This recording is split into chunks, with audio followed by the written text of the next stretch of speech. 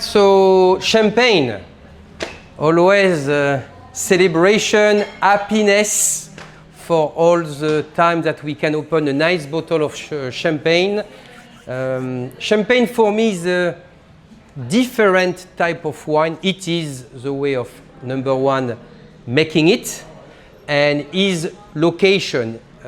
If you have a map, you will see is basically the last wine region where you can produce basically wine. Okay, above Champagne is impossible to produce wine because it's too cold. Already Champagne region is extremely cold. Is a reason why there is two fermentation, because it's not enough sun to produce sugar, and sugar will give more alcohol content. So we need to add extra sugar to create the famous, as we call, method champenoise, to have two fermentation, right? So how are we doing it? Still exactly the same way of making or a white wine or a red wine. So when the wine is completely finished, they do what we call liqueur d'expédition. So it's an addition of yeast and cane sugar. The yeast going to eat the cane sugar and create the bubble. At this level, the quantity of cane sugar add is extremely important. From that, you can know if you want an extra brut, meaning less sugar, okay, more on the drier side, or if you want to add more sugar to be more sweet side. 90% of the champagne are enjoyed as brut. Tonight is going to be brut all the way. So what is the quantity of sugar add to be brut? It cannot be more than 12 grams of sugar per liters. Okay, so 90% of what you have been drinking for a few years, it has been mostly brut. Okay, Franciacorta do the same method champenoise and champagne, cava or crema. We do have here a Franciacorta called Cadel Bosco, made with Blanc de Blanc. Bring me to how many grapes in champagne we use. 99% of the time you use 3 grapes. Number one is called Blanc de Blanc, is Chardonnay. Why do we call Chardonnay Blanc de Blanc? Very simple. White skin, white juice. Pinot Noir and Pinot Meunier, dark skin, white juice. Okay? So why do we have 3 grapes? Oh, by the way, they're using at 99% these 3 grapes. You are allowed to use 7 grapes. Very rarely you find a champagne with more than 3 grapes. For you tonight, I find one unique wine with 7 grapes. So 3 Chardonnay, Pinot Noir, Pinot Meunier, and 4 other indigenous grapes. I'm not going to tell you which one is it, but it's a big surprise. We're getting there. All right, what else do we need to know when we choose a champagne? It's very important to know, is it from the négociant? You do have 88% of the vineyard in Champagne where they purchase the juice outside of their estate, bring back to make the champagne. Only 12%, 19,000 winery has their own vineyard and make their own champagne. So very limited. M, récoltant manipulin, is his own estate. N, M, N like negociant, they purchase the juice from outside. Tonight, because of you again, I find 1 RM. Champagne for me is not a wine. If I compare wine to champagne, in a wine, you do not want to have a consistency every single year in your vintage.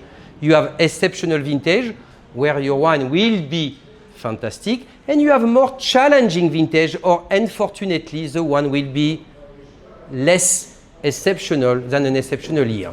In champagne, is completely the opposite. Every year, they want to have the champagne taste exactly the same. Is one style and only one style.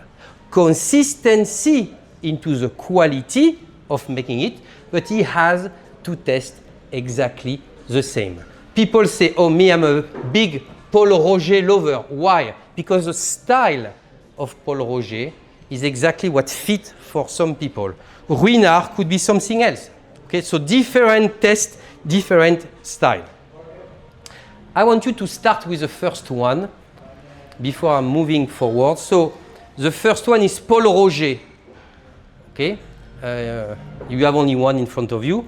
I will pour after because we have an issue with the fridge. You were not here, but champagne will be equal. So Paul Roger for me is a perfect entry level for a nice aperitif. The house of Paul Roger started in 1849. All right, 175 years of incredible experience, 6 generations of wine making, only for one specific type, such as a non-vintage brut.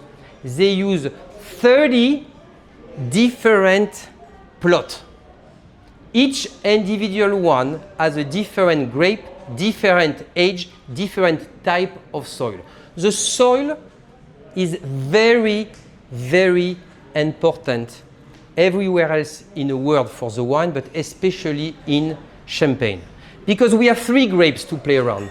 According to the type of soil, you will have a very specific type of grape. Where we are here with Paul Roger, we are in the art of Champagne, Épernay. Okay? They use 3 grapes, Chardonnay, Pinot Noir, Pinot Meunier. According to the quality of the harvest, you will have a different type of percentage put into the wine. That is a brut. It doesn't have to age. It's just absolutely, for me, absolutely perfect. Just to start, it's nothing complicated. It doesn't age for too long. It is what it is. It's a pure champagne with a lovely acidity. The acidity is very, very important in your champagne. Don't forget, we need to have something with full of acidity because the acidity going to bring the freshness.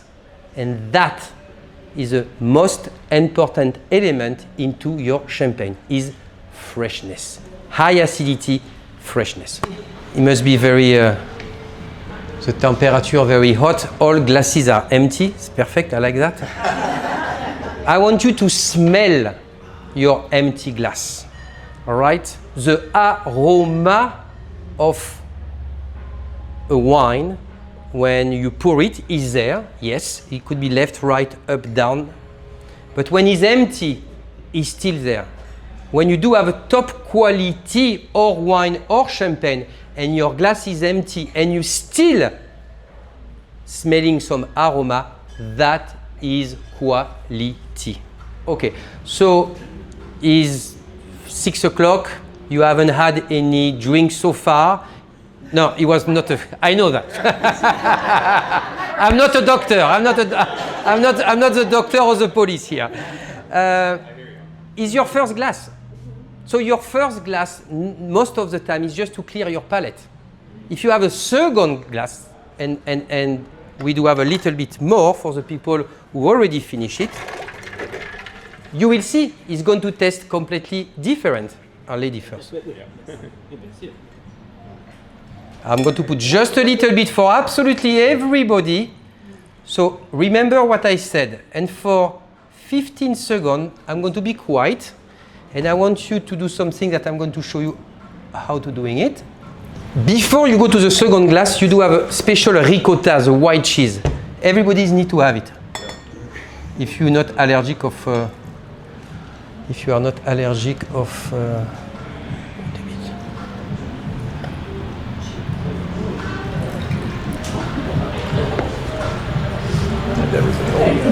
you shoot. All right. Okay. Okay. It will be more for the next one. You didn't have any food, correct? Zero food before you arrive. You have your first glass. Something is like different. Now you're having a little bit of cheese. Why ricotta? Because it's a neutral cheese, but there is a little bit of saltiness. So the saltiness is going to say to your palate, hey, what's going on here? Give me more, give me more. And now you test the second one, is a different approach. Now you told me that I need to serve quickly the second one. When you serve a bottle of champagne, how are we opening a bottle of champagne? Okay, that is already a preview here. People are like, oh my God, I'm so scared. Should I put like that? Let's go to relax, all right? Do not target anybody like that. I've seen it. It could be a big, big, big disaster, all right? So always protect the people around you and protect yourself too. So the first one is here. Okay, if you feel too much pressure, you put that on the side and it will be less damage. So here, that is open here, and I open like that. And slowly I feel the pressure here. Now there is pressure. So I push like that here, opening left and right. You see? It's there, still pressure. If I leave it, it explodes. I put that here like that. Okay, remove that slowly. Here. And at this time, I'm going to put that on the side where there is no one, less pressure. And I feel less and less pressure. Slowly, I turn it. Slowly, slowly, slowly, slowly. I let it push, push, push. And at a certain point, I'm going to like cut it.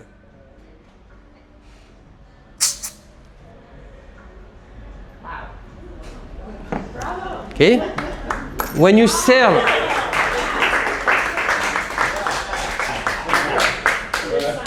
don't forget the tips at the end. The traditional way of pouring, not serving, pouring champagne is one finger here and like that. Okay, so Aubry, if I'm not mistaken, is going to be bottom right. Okay, bottom right. So, okay, so I want your glass, bottom right, perfect. Okay, so for this one, I want you to focus for 10, 15, 20 seconds on the smell. All right? So, take a little bit here. Going to look at it. When you're going to smell it, you're going to go left, right, up, and down. Don't put the nose inside. You're going to smell absolutely nothing. The aroma will be around the glass. So here, okay, do not be scared to left, right, up, and down. Okay, you have 20 seconds to just get into it and feel anything that is inside.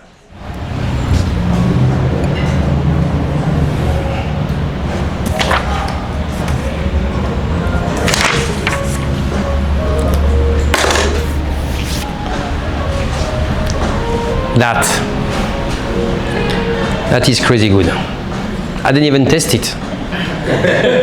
Only on the nose, it make me travel very, very far. This is a comparison with the first one. Very good, Paul Roger, nothing wrong with that. As an aperitif. Here, we're not talking about aperitif. It could be with aperitif, but it's mostly a type of champagne with food. So slowly and slowly, have as an example a strawberry or a grape, whatever is fruit-oriented. Number one. Why is different? We are not in the same region. 4 different appellation. Perfect.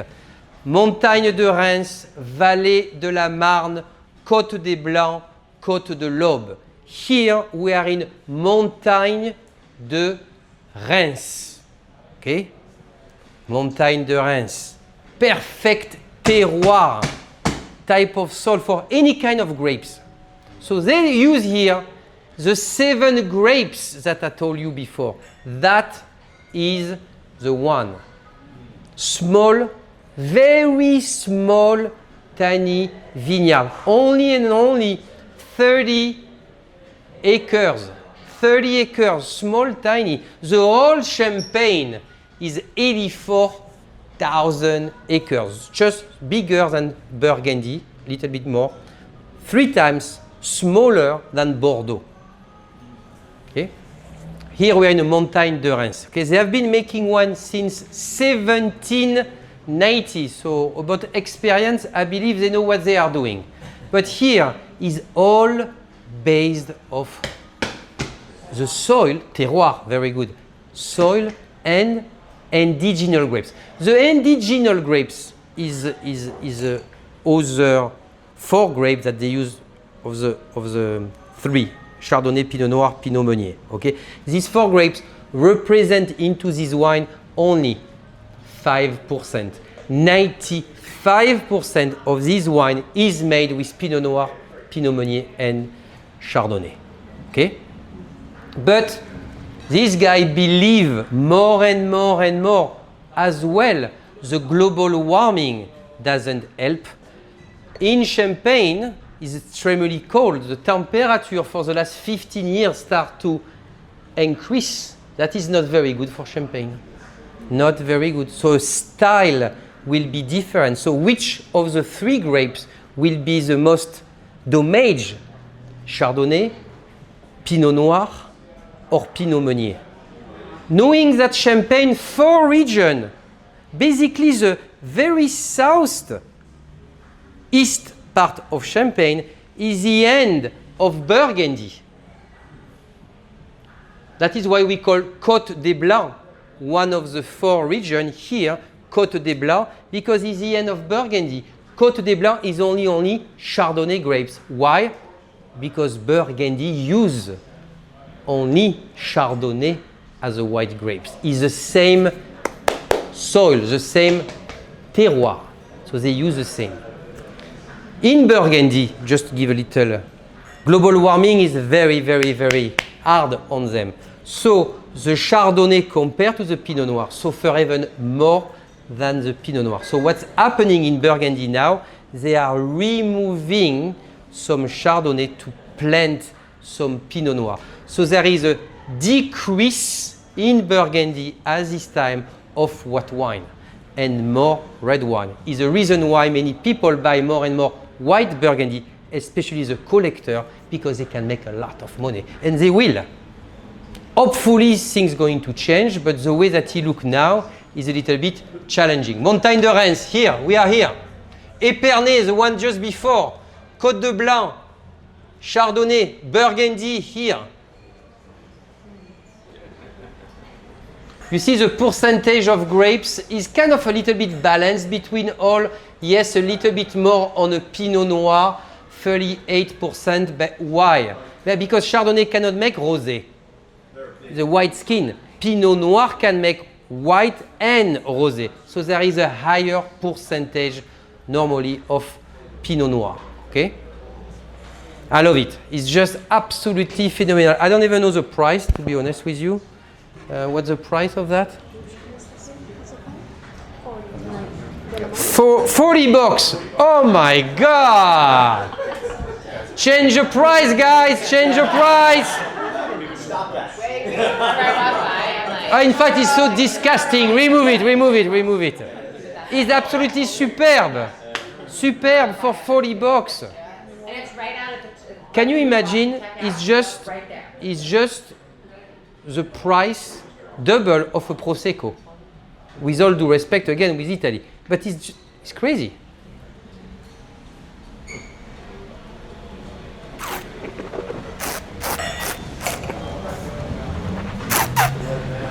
When I do that, Okay, a breeze, and it's called retro-olfaction. You know that. You have been here 6,000 times. Retro-olfaction is I keep the wine in my mouth, I breathe through it. Exactly. It's like kind of a decantation in my body. But after I breathe only with my nose. So that is where I know my aroma. The aroma that you remember doesn't come from your palate.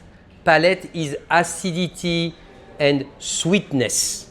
Okay? All aroma is in your nose.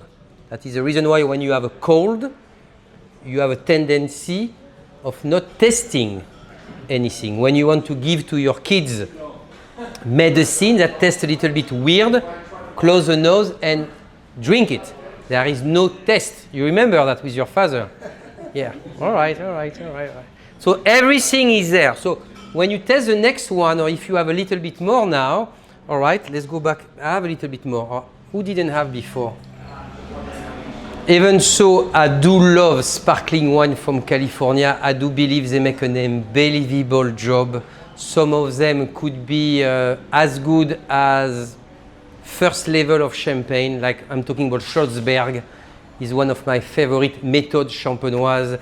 The issue, I will say, is unfortunately the amount of sun that they do have compared to champagne, where they in fact is completely the opposite.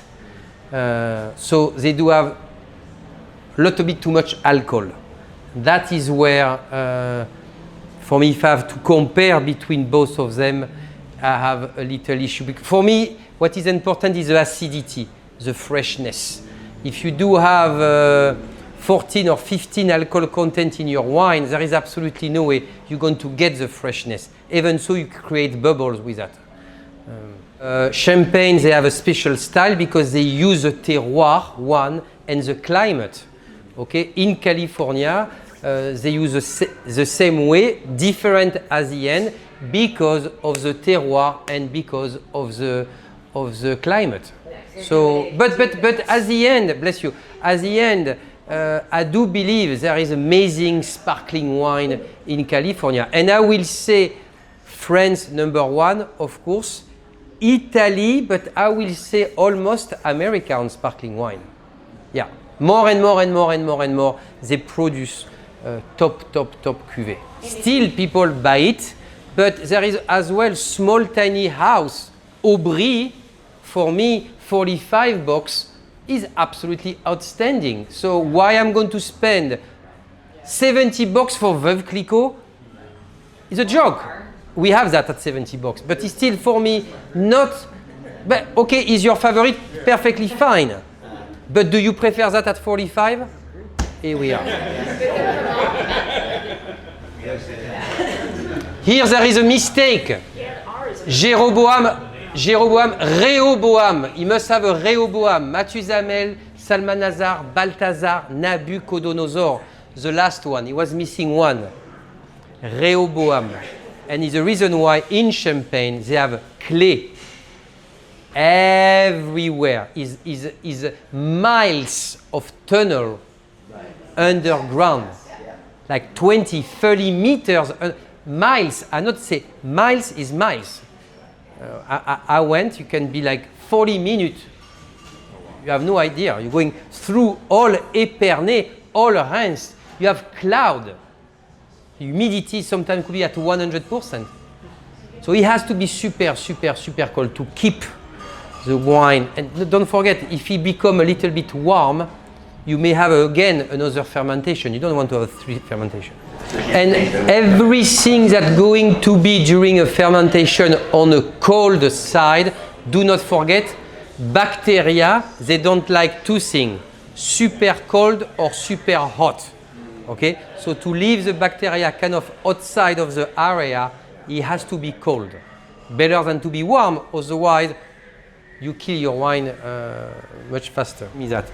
Okay, do you know who invented champagne? Is there somebody who invented champagne? It was an accident, correct. What else? The bottles kept exploding. Yes, that is what they call the Divol wine when it happened. They say, well, I've got a sparkling wine. Oh my God, oh, sacrilege! Divol wine, oh! But everybody thinks that Dom Pérignon created the méthode champenoise and created champagne. But in fact, it's not true.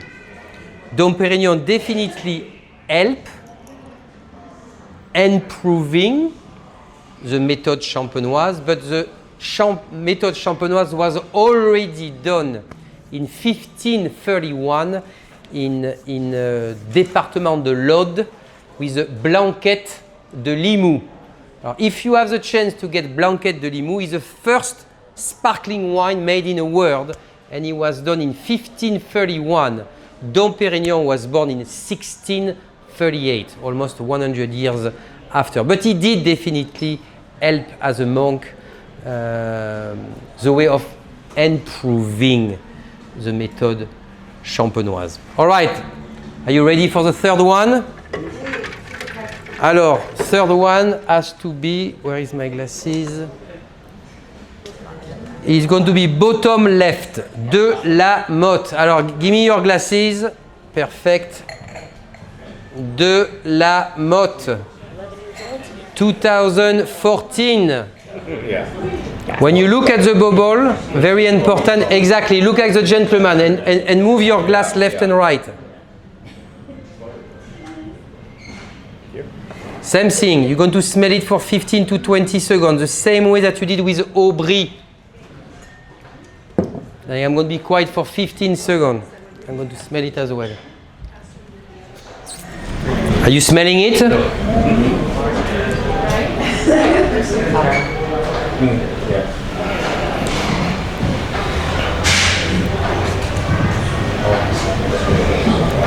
Here it smells more like a wine, even so if I may to say wine when we talk about champagne, but the smell is more appropriate to, for me, north part of Burgundy, Puligny-Montrachet, Chassagne-Montrachet, Meursault, very intense, right? Why?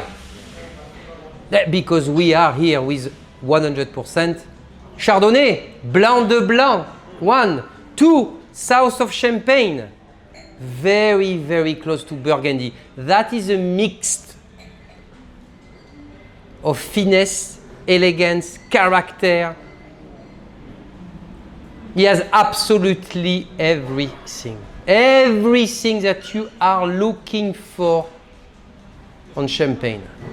Character, normally you don't have that because you have finesse and elegance when you do Chardonnay. On this one, you do have the character. Why? Because it's coming from a Grand Cru of Ménil.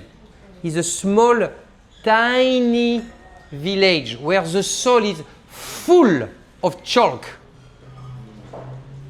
Big difference than limestone or clay. Chalk, perfect type of nutrition for your Chardonnay. And that is why you get this aroma. There is another way why it's so intense.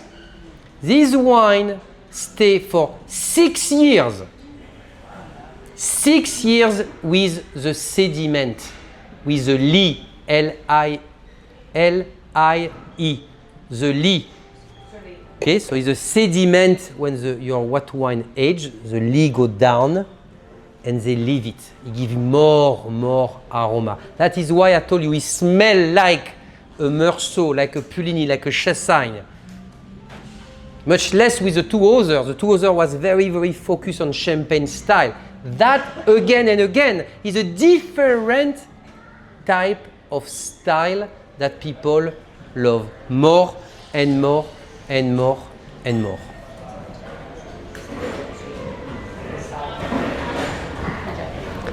Of the four, is the one who is RM, récoltant, manipulant. That is the one of the night. I love it. With a smoky cheese, have a little bit of the smoky cheese. You do have some chocolate and strawberry as well over there. Little bar, have that. You see when it's vintage, 2014, people say, hey Olivier, can I age my champagne? It's 2014. It's absolutely fantastic. And why is fantastic? Because from the beginning, it has a very high level of acidity. High acidity is the same process for a white wine or champagne, is the same process for a red wine to have a high level of tannin. Tannin make your red wine aging forever. High level of tannin can age for 10, 15, 20 years plus. High acidity, your white wine will age for much longer. It's absolutely fantastic. That is the type of champagne that can have with a grilled fish, even so with a white meat, chicken, with a little bit of mushrooms, girolles.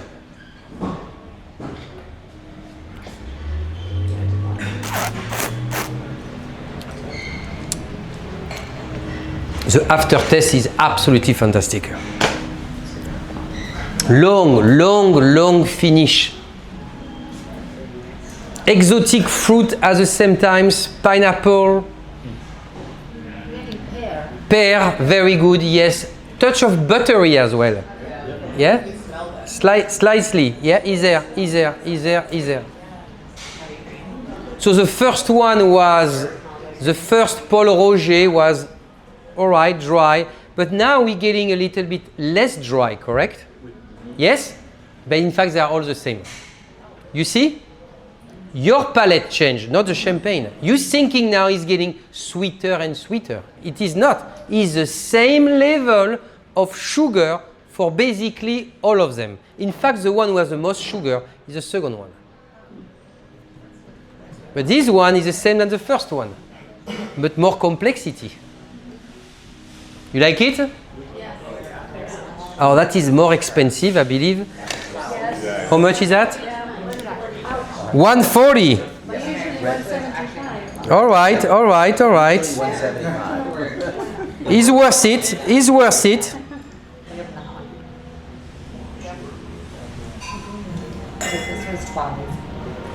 It was 12 and a half. All right. Any question? You see brut here, 0.12, extra brut, 6. Very fashion at this time for the last 5 years. Zero dosage. No addition of sugar during the second fermentation. They're going to use only the leftover sugar. That's it, no addition. So super dry. Love it. Or you can do zero dosage for or white or for rosé. Same. Talking about rosé. My favorite. Alors we were talking about, is it worth it to drink champagne in a flute or in a wine glass? But when you have a romantic evening, yes, as a flute, absolutely. If you do a tasting, use white wine glasses, right? Because it's too narrow with a flute. Cannot taste too much. It's beautiful, it's nice, yes, but if it's a tasting, white wine glasses are the best. Last one. It's the last one, you're right. And I didn't drink. Look the color, look at that. When did the transition to like rosé and champagne? When did the rosé thing start? Like it hasn't been forever. How long can he age? No. When did they start rosé champagne production? When they did start. The rosé really start in beginning of, in fact, 1960 was the beginning when they really start. Yeah.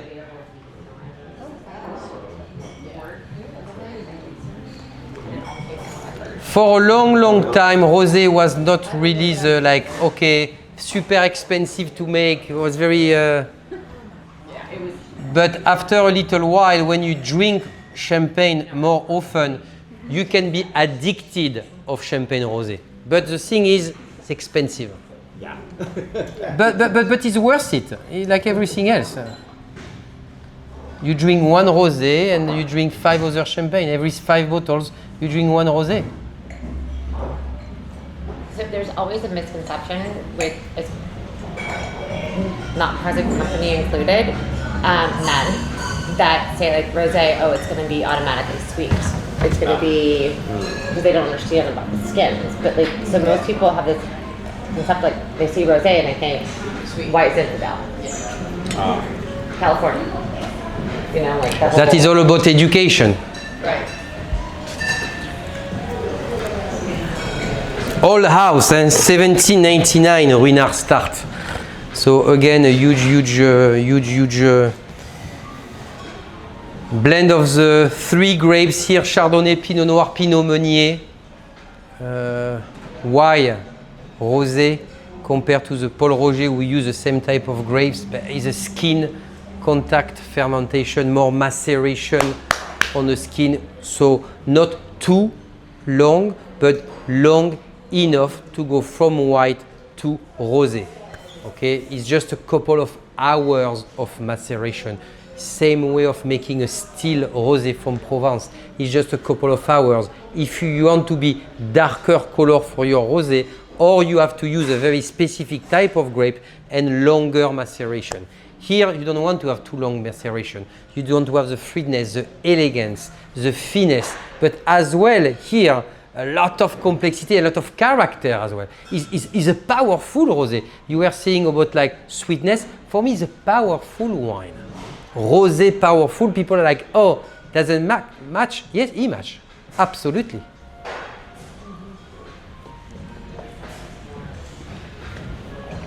Alors, of course, the owner of Ruinart is he belonged to LVMH, Bernard Arnault, very well known as Louis Vuitton. We all know Louis Vuitton, right? Château Grillet, Château Yquem, Cheval Blanc. He collect basically all the best winery in all France. Whatever there is something that is unique, exceptional, he buy.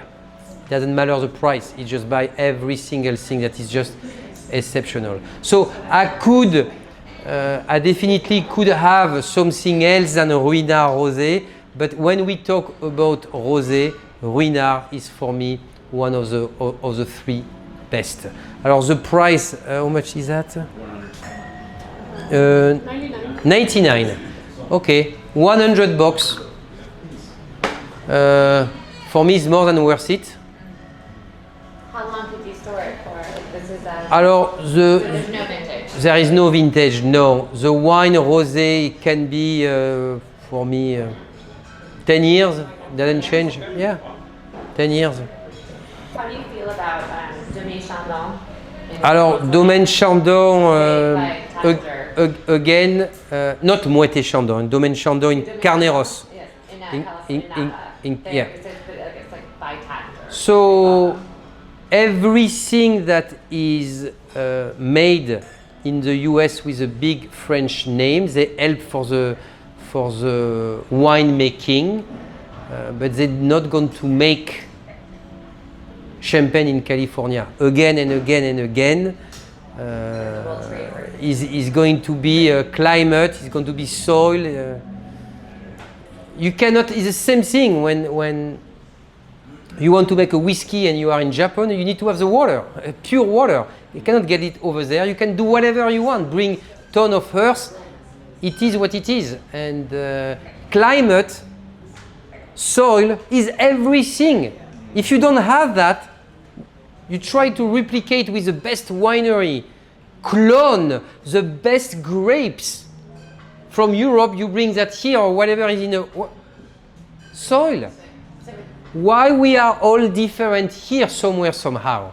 The way that we live, the way that we eat most of the time, the vine is exactly the same. is all about the soil, the nutrition, the age. With some age, we do have some experience. The age of the vine is super important because the root going to be super deep and going to get as a nutrition different type of mineral. And that is exactly what you want to have. So when your vine is very old, you do have a decrease of the quantity, but an increase of the quality. Okay, that is very, very important. That is the reason why some of the very, very best wine in France are from old vine. They don't care about the quantity, they care about the quality. So that is absolutely perfect. But you get to a point where the vine cannot produce anymore. So at this time, you remove it. And you change with a new vine, but because of the global warming, if you put a vine that is 3 or 4 years old, the roots are just at 1 meter, 2 meters. When it's a heat wave, not enough water to survive during the summer. So grafting wouldn't be possible then? But grafting they're doing everywhere. You have grafting. Don't forget. Yes. The average age for a vine to stop fruiting? A very good question. I will say when you pass the 100 years old, it starts to be more challenging. But it happened in Spain, 120. They're still producing, but they produce 1 barrel. That's it. So the price is going to get crazy because you have only 1 barrel. In Clément, in France, also they have 100 over 100 year vines. Yeah. But Small. it's too small. It's good for, they keep the wine most of the time for the winery, or they sell the price at, $5,000, $1,000, $2,000 the bottle because it's just small, tiny. I love the nose. It's absolutely fantastic here. Okay. Very, very, very good. Is it worth it at that price? For the rosé, No, for $2,000. everything is related. $2,000. Yeah, I guess. I don't know. It depends. Yeah, it's what you'll pay. The most expensive bottle of wine sold in the world was from Burgundy, Domaine de la Romanée Conti, 1945, was sold for over $500,000, $500,000. It has been sold 17 times. Originally was $10,000, and after, at the end, over $500,000 for 1 bottle. Basically, 1945 for us was below average vintage.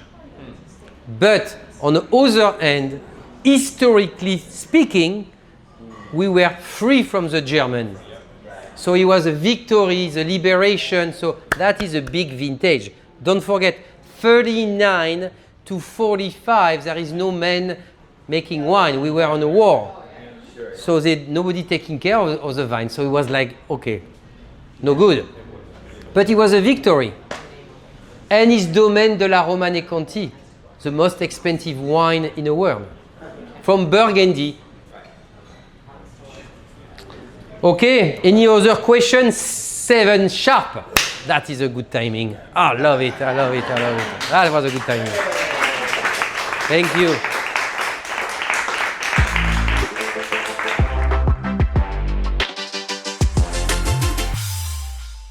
That was a great class, and my wife, who's hiding over here, and I love champagne, and it was great to learn more about champagne and try all the different types, and some champagne we've never had before. It's a fantastic class. I think Olivier is very knowledgeable, and I feel like every time I come to one of these events, I learn something new, and it makes me a more educated consumer, and always fun to come to one of these events.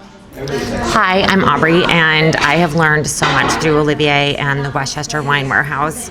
I enjoy these classes so much, and the knowledgeable staff, and learning about indigenous vines, and they're the only wine store, I think, in Westchester County that carries such an amazing selection, price point, and I basically live here. C'était magnifique. It was such a wonderful trip, as every seminar with Olivier is, and I am leaving with the most expensive bottle of champagne ever. I loved it, as always. Bravo. Merci.